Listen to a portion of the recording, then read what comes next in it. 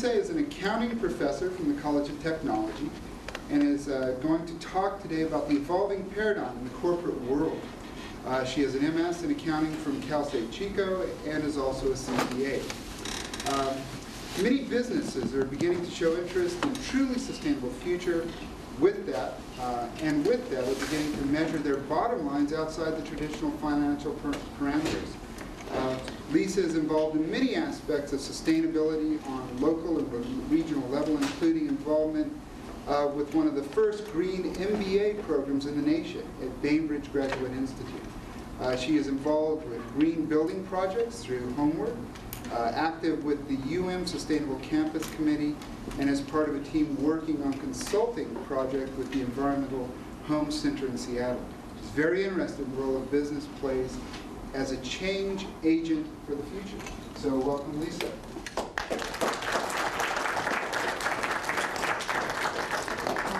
Thanks, Dane. I'm really happy to be here today.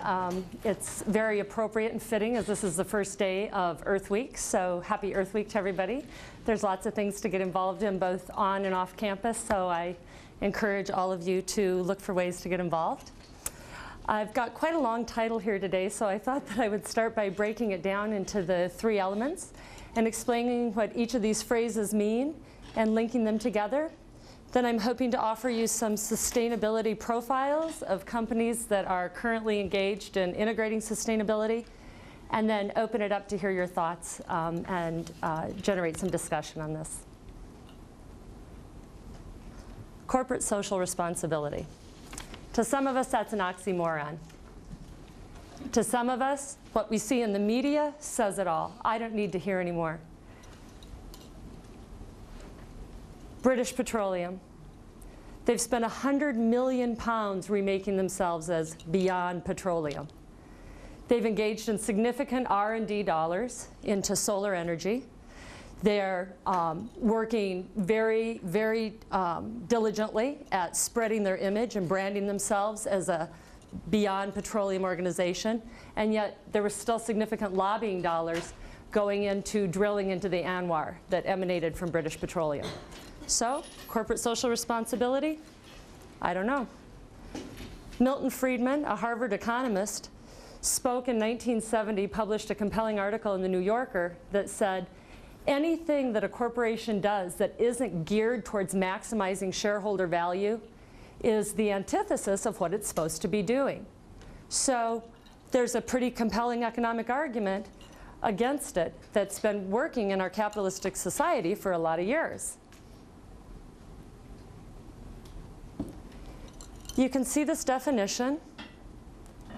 This is promulgated by the World Business Council for Sustainable Development. And it's got a couple interesting aspects here, the definition itself. Historically, CSR really related to two facets of business development. One was philanthropy, how much are we giving away as a part of our annual budget? And secondly, compliance. I'm socially responsible if I'm compliant with minimal regulations, okay? In other words, keep my butt out of jail, I'm socially responsible. The new paradigm's different. You can see here we're talking about employees, families, vendors, communities. The concept of shareholder here has expanded to stakeholder, where the corporation is responsible to a wide variety of entities and parties. In fact, the concept of social responsibility is imbued throughout the entire corporate culture. Organizations that are committed to corporate social responsibility, you'll often see a top visionary leader that's promulgating this idea and watching it trickle and filter down through the entity at all levels. The triple bottom line. This is a pretty traditional capitalistic model. You've got unlimited resources, that's the planet. You've got a large labor pool, that's the people. And you utilize both those elements to maximize profit. In the new paradigm, the triple bottom line,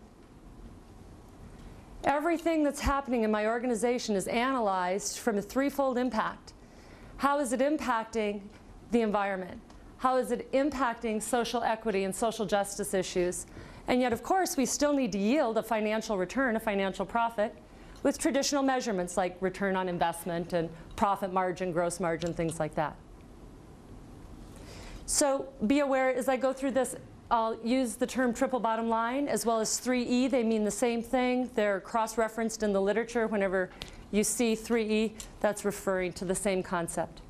So again, organizations looking to maximize their effect on all three of these different bottom lines. No small feat. And here we are still making our way through the title. The last phrase, sustainability-driven innovation. What does that mean?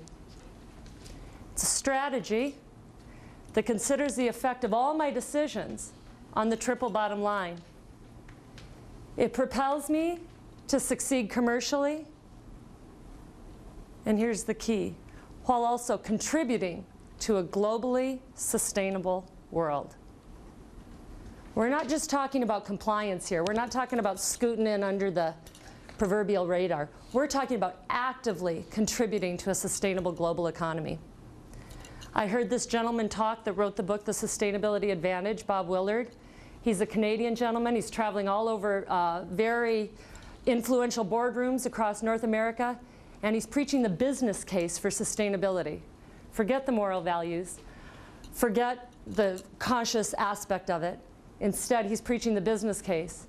And I find it something very easy to wrap my arms around and share with other business development people as a methodology for being a change agent. That's the case I hope to make today. Why is it good business? So you might be wondering, what is driving companies towards sustainability and maximizing the triple bottom line?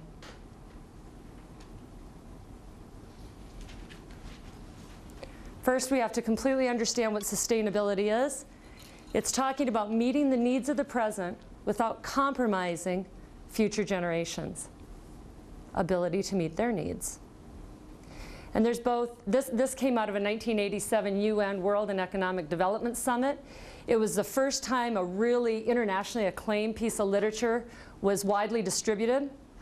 Gro Brundtland was the Prime Minister of Norway at the time, and he chaired this committee. There were 7 major economic summits that followed this one. And there's 2 key things to see from this definition of sustainability. One is needs, and this document defined needs, obviously. Adequate health care, clean water, food, shelter, basic human needs. But for the first time here, what was implicit in this definition is the concept that we might not have limitless resources with which to meet those needs. It was a fairly novel concept 20 years ago, that there was finite resources to continue to meet our ever-increasing needs as we move into the future.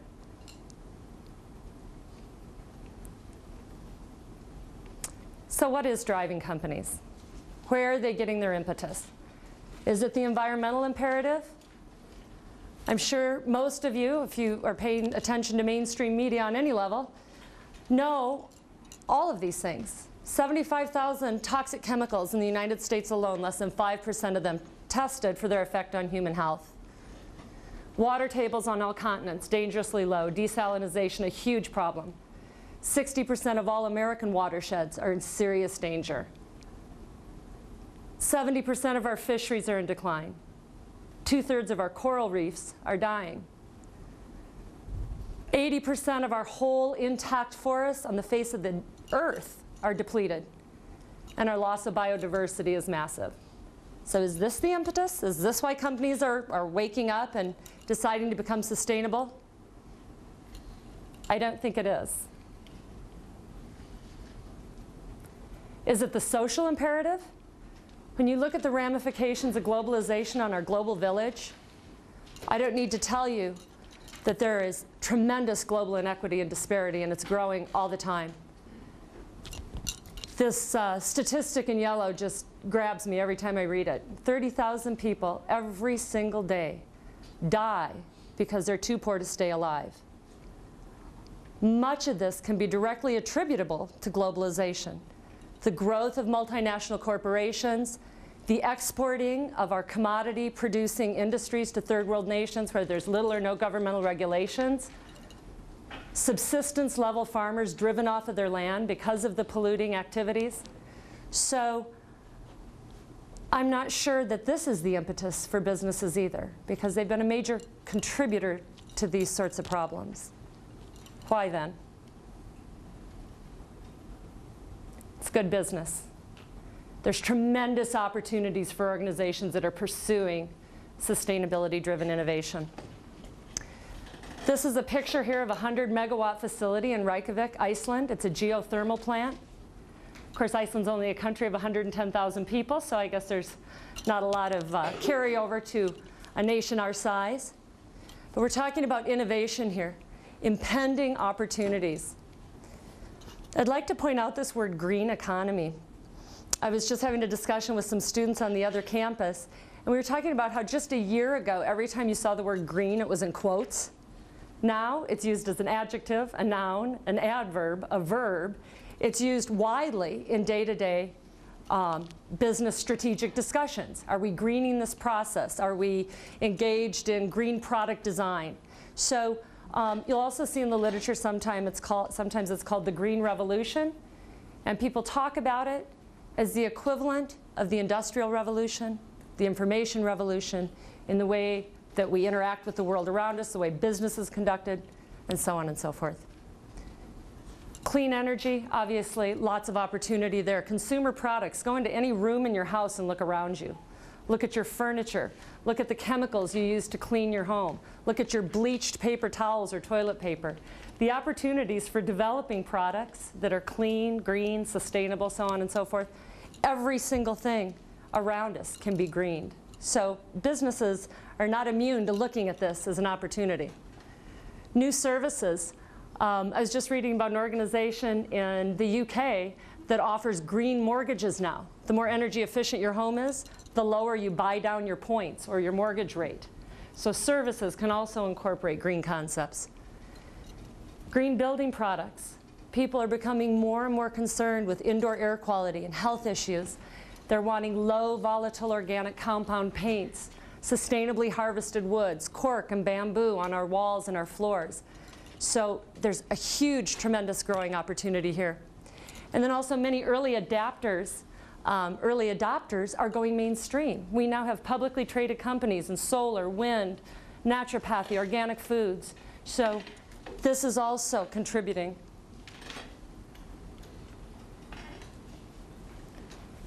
This is a gentleman, a concept by a gentleman named Stuart Hart. This book's called Capitalism at the Crossroads. If you're interested, this is a fabulous, fabulous book.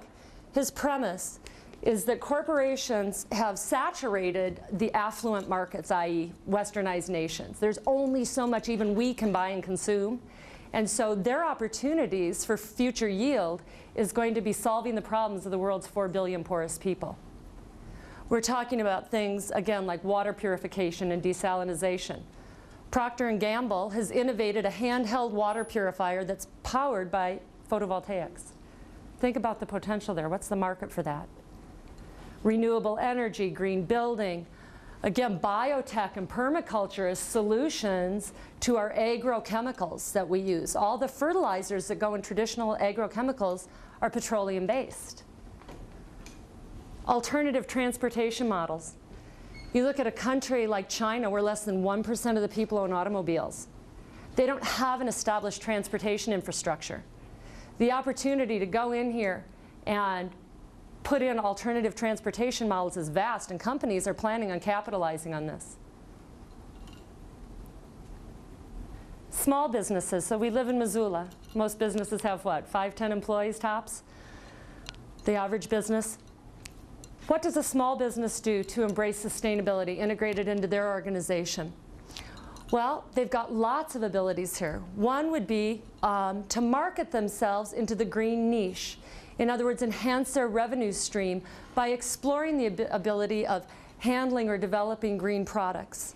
And we're already seeing that in Missoula. It increases employee and vendor loyalty. People want to keep coming back and shopping at organizations that support the earth, support social justice. It feels good. People like that. The problem here, though, is it's got to be cost competitive. The price point on these products have got to be cost competitive. And I'm going to talk in a little bit about some very interesting things that are happening, for example, in the organic food market that's going to start to bring that price point down and make it feasible for everybody to be purchasing holistic foods. And also the opportunity here for small businesses to innovate in an entrepreneurial method.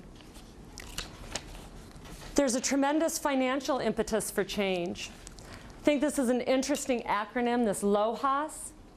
Marketers have targeted a demographic group called LOHAS. They reckon it's about 68 million strong. And these are people whose primary or secondary driver for purchasing products is based on their healthfulness or their sustainability. That's a big demographic market, and it's growing. So again, companies are paying attention to this. Now, this is, I'm an accounting professor, as Dane said. This is right off a profit and loss statement. How am I going to enhance my business model? Well, brand imaging and marketing, selling to the 68 million and growing market, I'm going to increase my revenue stream. This isn't going away, it's growing. I'm cutting my operating costs. Well, how am I doing that? I'm becoming more energy efficient. I'm saving water. I'm generating less waste. I'm renovating existing facilities rather than building new ones. All of those things save money. So if you're looking at a traditional income statement, you've just hit both aspects, the middle line and the bottom line. Also, interestingly enough, the investment world is becoming increasingly interested in socially responsible organizations to the tune of about $2.3 trillion in assets. I think this was a couple-month-old figure.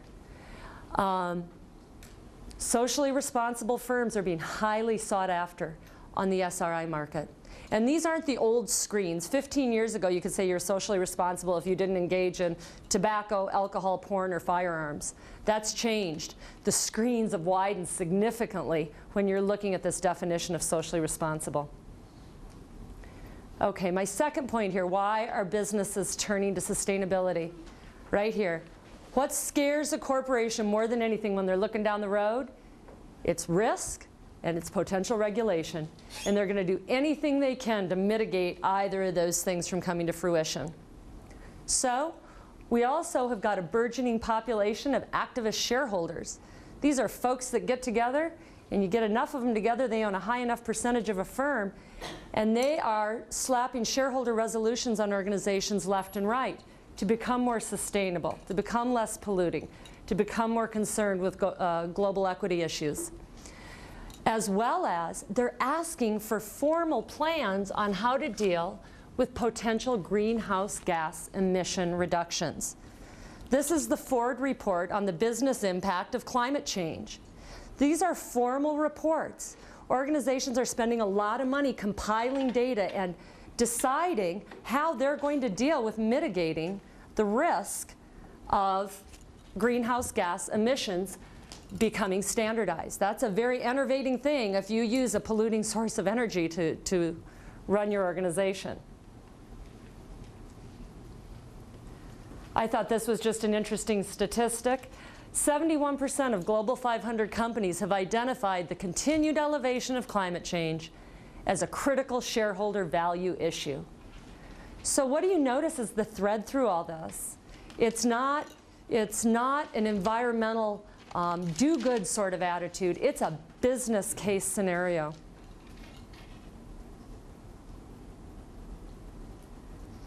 I heard a gentleman speak 3 weeks ago named David Korten. If you've heard of the book When Corporations Rule the World, he's the author, and he's got another new book coming out. I couldn't resist a little bit of the doom and gloom, and then I'm going to get into the happy scenarios of the good things companies are doing. But he portends something called the perfect economic storm. 3 different items or facets are coming into confluence together that are going to result in a complete re-energization of our economic system as we now know it. One is peak oil. And I don't know how many of you have actually heard that term, but peak oil refers to the fact that global crude oil production is going to reach a pinnacle and then start to decrease sharply. So obviously, market economics, supply and demand, what's going to happen to the price and the availability of petroleum. Now, this particular chart shows it peaking around 2010, Some folks said it happened in 2005. Some say it's not going to happen until 2030, 2035. It doesn't matter. In the whole realm of human life, what's a 25-year span? Global production of crude oil is going to peak and start to decrease. Climate change. Climate change is obviously a huge issue. This is as mainstream press as you can get. It's the April 3rd Time magazine, and it shows our polar bear on an ice floe, and it tells us we should be worried, very worried. And it talks about all sorts of different facets of climate change. It's not something that's going to happen if we don't get our act together. It's here, and it's happening now. If things are in the mainstream media like this, you can bet that folks in boardrooms have been looking at it pretty intently. And lastly, U.S. trade deficit, currently at about $750 billion and growing. He portends the eventual collapse of the U.S. dollar. And he says these three things are going to be coming together in the next 5 to 10 years. And everybody best be prepared for that inevitability. So again, we're taking the fear factor, the risk mitigation, the potential for business opportunity, that equates to change. And this just is a chart that's sort of a synopsis of all these different facets I've been talking about, these potential change elements. So where's the good news? Everybody always wants to hear about where's the good news. This is a sustainability framework. There's lots of different options I could have chosen to share how a company that's interested in implementing sustainability, what sort of strategies can they look at to start to bring it into their own firm? And that's a pretty compelling question, because this is a vast topic. Where do I start? What's happening today internally in many, many organizations is reducing cost and risk. We call that the low-hanging fruit. I want to cut my costs. I want to reduce my risk. I'm going to become more eco-efficient, looking at water and energy and waste, things like that. Pollution prevention. ISO 14000 is an international standards organization that audits you and shows that you're compliant. So many organizations are doing this already. Externally, what sorts of things are we talking about? Becoming transparent with our stakeholders, engaging in green design, where I look at my products through their entire life cycle and try and ascertain where the most impact on the earth is going to occur. Is it in extracting the raw material? Is it in the production phase? Is it when the consumers are using the product? Is it when it's being disposed of?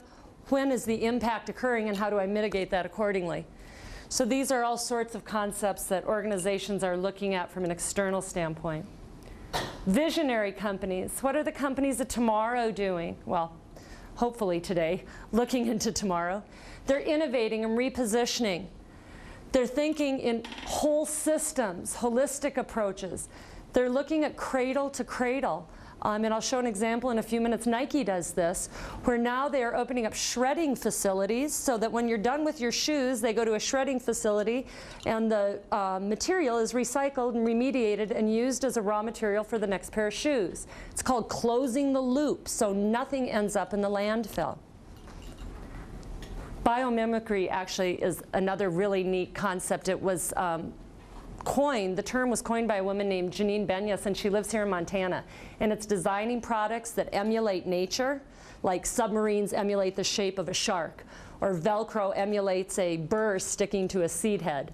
So that's kind of a whole neat field as well.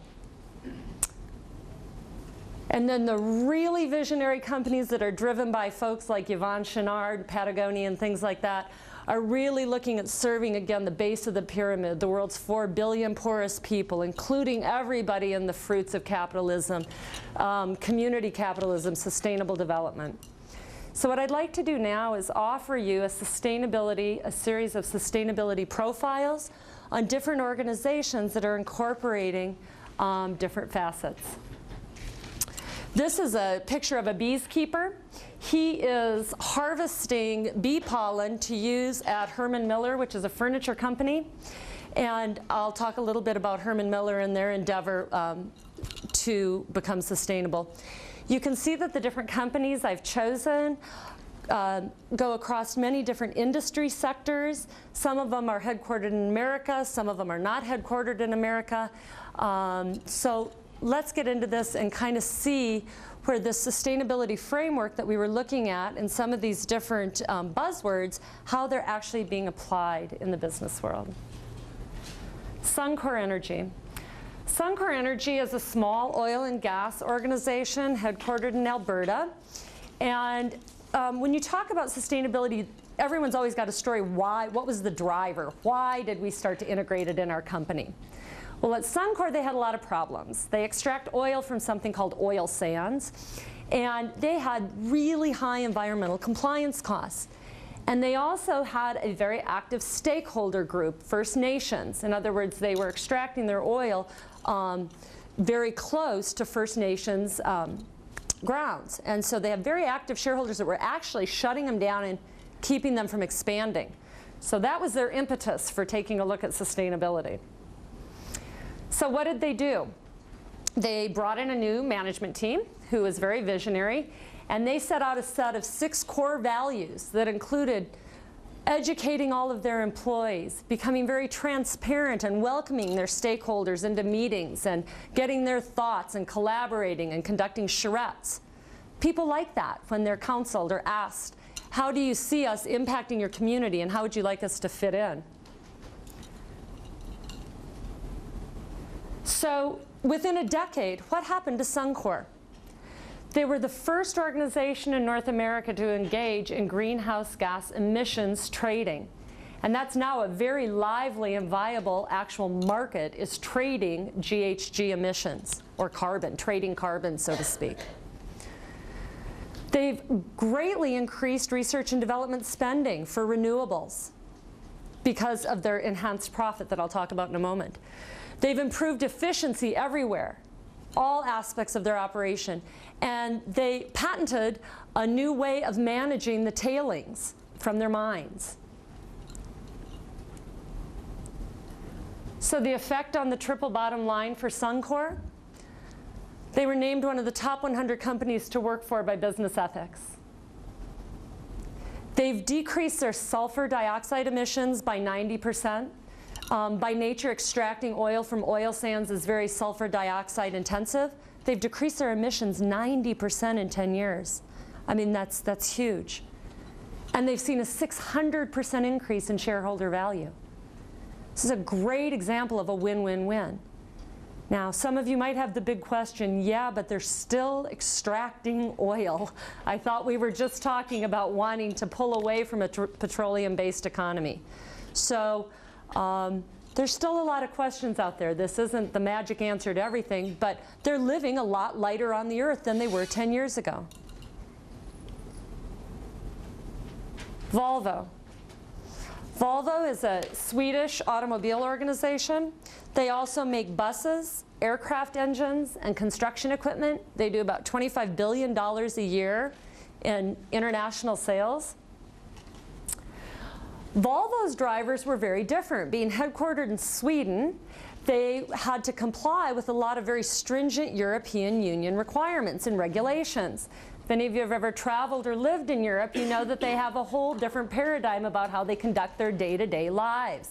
Most people don't own vehicles. They use mass transport. Most people live a little lighter on the food chain than we do here in America. So, and there's 700-odd million people in a pretty small space, so they have constantly got to be cognizant on sustainable issues. So they were driven primarily by a very aggressive set of EU regulations, but it was also very value congruent with the kind of organization that Volvo's always been. So what did they do, or what have they done? All 40,000 of their employees have been trained on something called the Natural Step, TNS. It's another type of sustainability framework. I'm not going to go too much into depth in that. It was actually innovated by a Swedish gentleman named Carl Henrik Robert. And so all 40,000 of their people go through this formal sustainability training. So they become imbued in the sense of what it means to be a green organization and what kinds of things can I do to contribute to this. Their business development model was completely repoised to help them take advantage of any new opportunities for product design, for new markets, for innovation opportunities. DFE, I talked about that a little bit earlier. That's design for the environment. And all their product design engineers were brought on board again, looking at ways to use recycled materials in their products. And also, in Europe, they have legislation called take-back legislation, which, and this is so interesting, I hope someday we get here, which makes the producer of a product liable for its final disposal. So think about that. If you were liable as an organization for the final disposal of the products you created, would you be making bubble wrap or styrofoam? Those costs are significant. 90% of the materials that come out of their buses now are recyclable. 52% of the materials that come out of their cars are recyclable. And then they have to have a disposal plan for the rest of the product that's not able to be upscaled or remediated or recycled. So it's significant. Supplier chain verification. This is pretty interesting too. This takes the concept of greening a step further, and it says, listen, not only am I a sustainable organization, but anyone that does business with me has got to be green. And I'm going to go out and audit my supplier chain group and make sure that they're compliant with the principles of sustainability. Ford recently hired a couple of guys named McDonough and Brongart, who coined the term cradle to cradle, to come in, and they're completely reconfiguring their Rogue River plant, which is the largest manufacturing facility in the world. And Ford has put out the word to their suppliers, we are going to begin this process of supplier chain verification. $90 billion a year in purchase orders. You think that's going to have a trickle-down effect on a lot of companies? So you can see how this thing can grow. Sustainability accomplishments. Here is some of the statistics I was talking about. A third of their buses are on alternative fuels. They went in and spearheaded a very successful project in Curitiba, Brazil, where they now see 30% less cars on the road and have grossly reduced the amount of smog and congestion. They've eliminated all solvent waste, and again, you can see the high content of the recycled materials in their product. Triple bottom line, again, another business ethics top 100. They've reduced the cost to produce each vehicle by 4%. And they've seen a 35% growth in their European market share. So again, triple bottom line maximization. Nike. Does anybody have a feel for why Nike was driven pretty hard to take an examination of some of their policies as far as sustainability goes? What was the big issue with Nike? Asian employee. Yeah, sweatshop labor. Sweatshop labor. This comes from a little bit of a different element. We've been talking a lot about the environmental ramifications. Nike's impetus for change was driven by the social justice element. They were attacked from activist shareholders, smeared in mass media, sweatshop labor issues. Lots of people equate Nike with bad labor practices. They have since made public the names and addresses of all 750 of their manufacturing plants. And they've hired firms to go in and audit these manufacturing plants to make sure that they're compliant with an international code of labor ethics.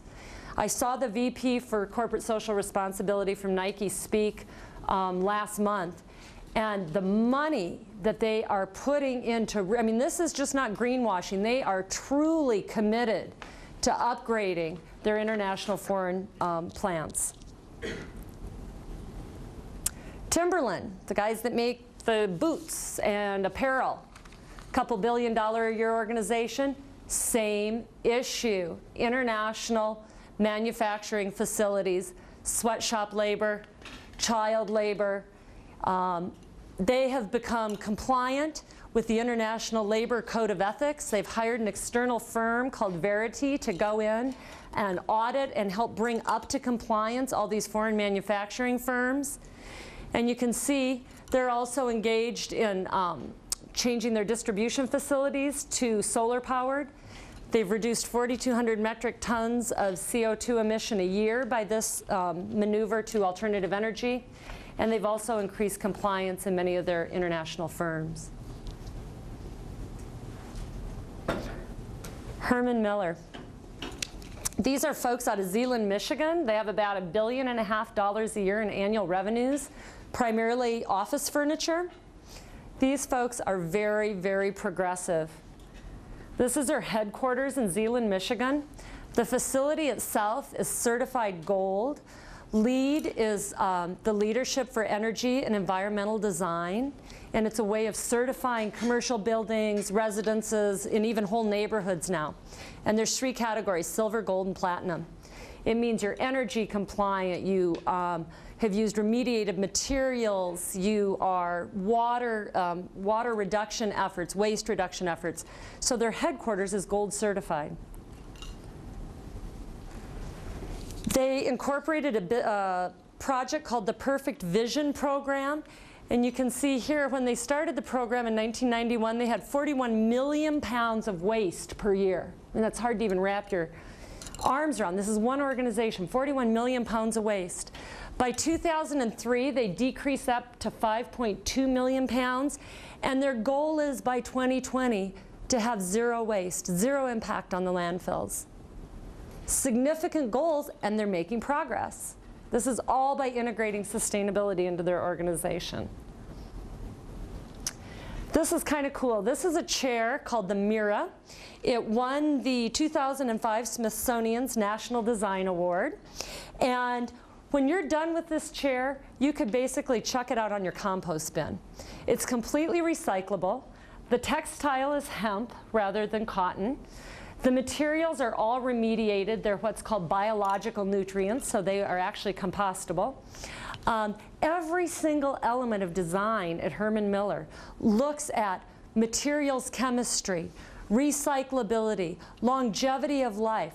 We're not looking for disposable products. We're looking for products that are going to last a very long time and then be upcycled to a new life. So zero impact on the landfill. Grameen Bank. Grameen Bank was started in 1976 by a gentleman called Muhammad Yunu. And this is a book written about him. It's called Banker to the Poor. And this is really a pretty heartwarming story in my mind. He is a Bangladeshi man himself.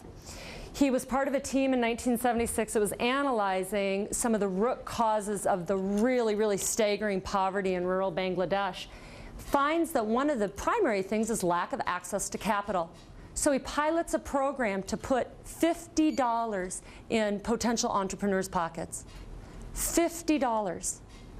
And they go into things like limestone production, weaving, pottery, bamboo, animal husbandry.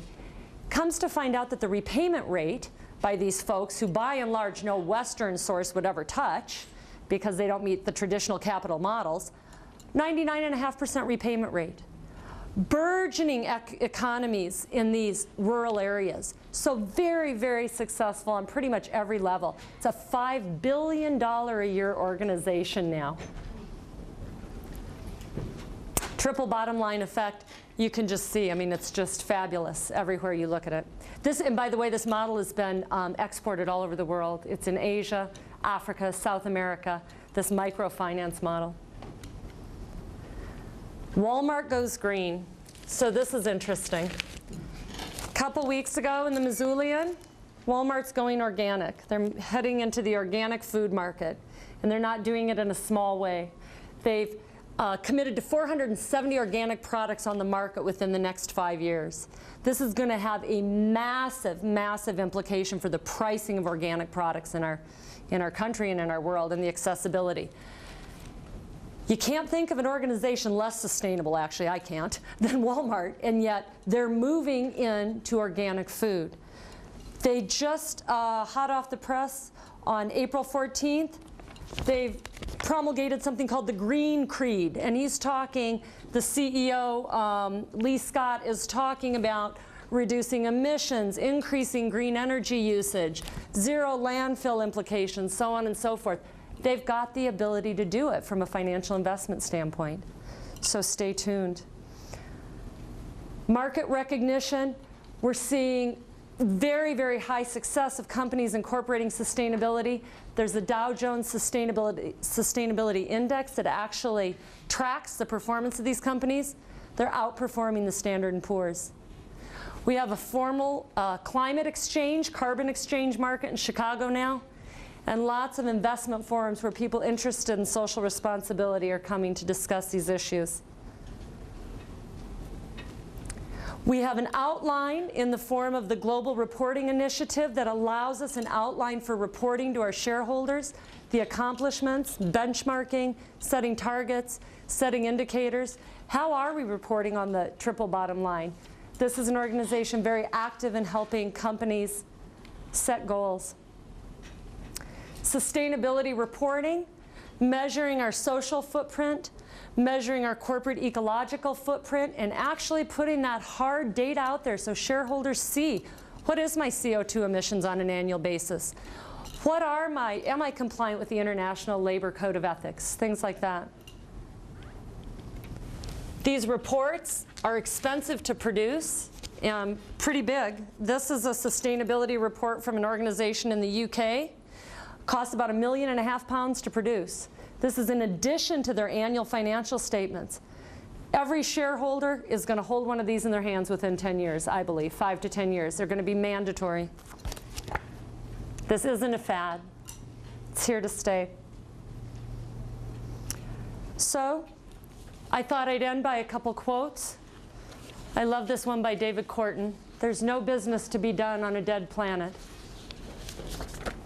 It's a Kenyan proverb. Treat the earth well. It was not given to you by your parents. It was loaned to you by your children. And up top, by Confucius, the future generations are the most important. So, I'm really interested to hear what your thoughts are. Discussion, dialogue, questions, comments?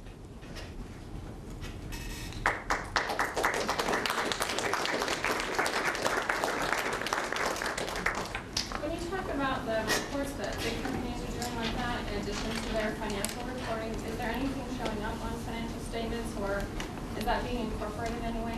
Yeah, that's a really good question. There are some attempts. I know that Baxter Pharmaceuticals is attempting to actually capture the costs of environmental remediation into their formal accounting system. The pressure will be on in future years to capture those costs and actually show them in the financial statement. So I think that's an evolution, yeah, for sure.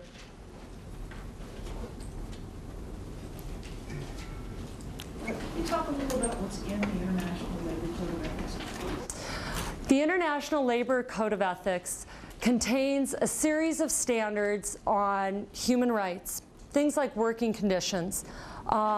For example, in some countries, it's traditional to actually strip search people as they leave the plant because they don't want them to be stealing from them.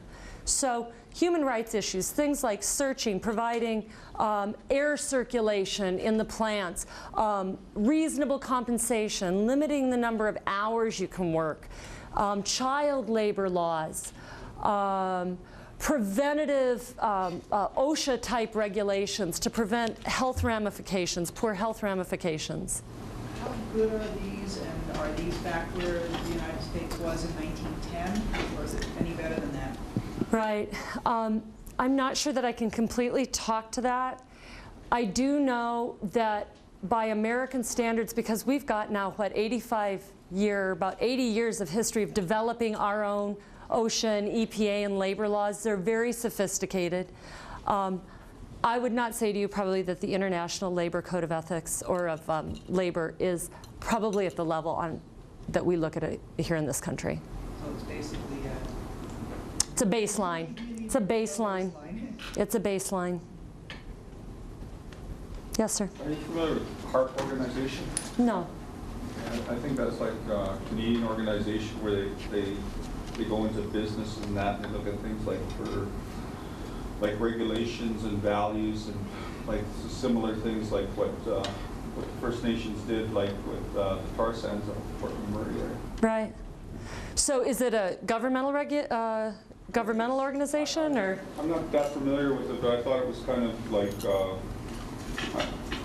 becoming probably right across Canada, I guess, some of it, but the implementation of it for like a lot of organizations. But I thought maybe you'd be familiar with it, you know, and maybe you could throw a quote in there from Chief Seattle too about the web of life or something. Oh, beautiful. Actually, that's incorporated in the natural step.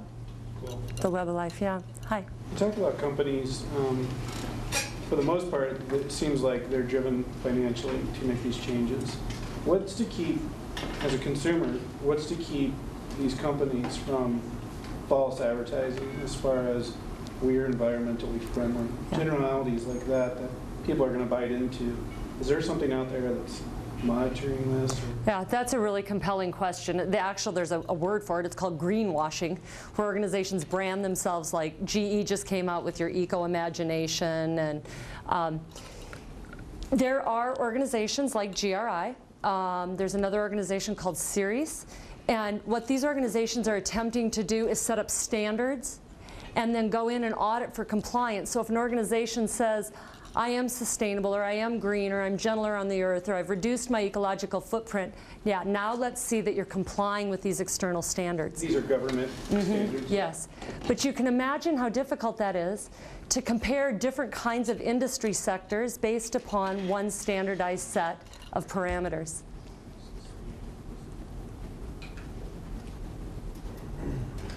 You were talking about CHAPE Act legislation in other countries. Right. The impact that would have on our landfills in the U.S. would be huge. I mean, is there anything like that in the works? Not with the current administration. Keep your fingers crossed. Check again, Mike. I don't know, it kind of seems like this is all one company at a time, but what's kind of being done in the common pool resource area, like with fisheries? Oh, yeah, great questions. Again, we're looking at external organizations that are certifying different sorts of practices. The Marine Stewardship Council, which is an international organization, is really concerned with unsustainable fisheries practices. And interestingly enough, I'll just kind of end on this note. That's a great question. It's called the tragedy of the commons, where no one owns the ocean, so who really takes care of them? Walmart is actually specifically talking to this issue of the decline in the fisheries. And they're saying, listen, if we want Marine Stewardship Counciled seafoods in our organic selection that we're going to be building the next 5 years, there's not enough suppliers that are complying with the standards. So what we're going to do before we even start to buy the seafood products is go out and help these vendors become compliant. So we're going to go out and work with the fleets and help them to learn how to become sustainable fishermen, so to speak. So there's a lot of different external agencies that are accrediting, you know, like forestry products is another one. So it's bit by bit, it's industry sector by industry sector, but just remember, you vote with your dollars. You vote with your consumer dollars. So support companies that are engaged in these initiatives. Don't spend your money in companies that aren't.